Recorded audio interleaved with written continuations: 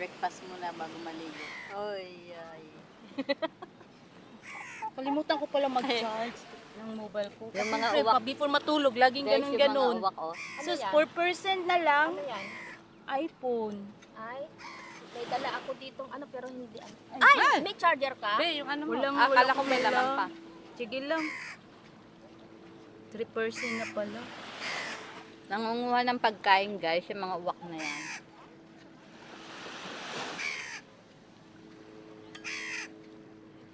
$3%? Kasi Ay, nga ay, ay. kagabi, ang charger kasi nasa baba. Tinamad akong bumaba. Guys, yan ang mga uwak, nag-aabang ng pagkain. Tapos pagising ko, wala, 3% na lang pala. Tinan mo, hindi yan Pilipino, mga ano. Hindi Pilipino.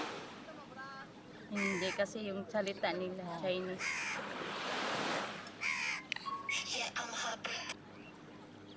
Ayan guys, pinalimutan na tayo ng uwak guys.